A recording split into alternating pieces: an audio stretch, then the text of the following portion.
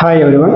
మనం ఈ వీడియోలో శాతవాహనుల యుగం గురించి తెలుసుకుందాం. శాతవాహనుల యుగంలో కొన్ని వివాదాస్పద అంశాలు ఉన్నాయి. ఆ వివాదాస్పద అంశాలు ఏంటి అనేవి ఈ వీడియోలో నేర్చుకుందాం. మరి శాతవాహనులు ఆర్యుల, ద్రావిడుల అనే ఒక వివాదం ఉంది. అదేవిధంగా శాతవాహనులు యక్షతెగవారా, నాగతెగవారా అనే ఒక వివాదం ఉంది. మరి శాతవాహనుల కులం గురించి కూడా వివాదాలు ఉన్నాయి.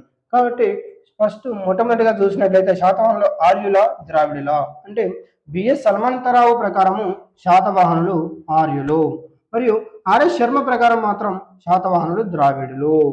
అదేవిధంగా శాతవాహనుల యక్షతెగవారా, నాగతెగవారా అని చూస్తే సోమదేవ సూరి లేదా సోమదేవుడు రచించినటువంటి కథాసరి సాగరం ప్రకారం శాతవాహనులు యక్షతెగకు సంబంధించిన వారు. అదేవిధంగా జనప్రభ సూరి రాసినటువంటి కల్పప్రదీప ప్రకారము శాతవాహనులు నాగతెగకు సంబంధించిన వారు. అదేవిధంగా శాతవాహనుల కులం గురించి వివాదాలు చూసినట్లయితే మరి నాసిక్ శాసనం ప్రకారము శాతవాహనులు బ్రాహ్మణులు, పురాణాల ప్రకారము శాతవాహనులు శూద్రులు, జైన గ్రంథాల ప్రకారము శాతవాహనులు మిశ్రమ కులస్తులు.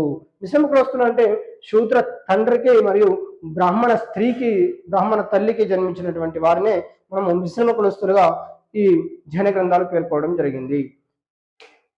ఇది శాతవాహనుల గురించి ఉన్నటువంటి కొన్ని వివాదాస్పద అంశాలు. నెక్స్ట్ వివాదాస్పద అంశాలు మరొక వీడియోలో చూద్దాం. Thank you everyone.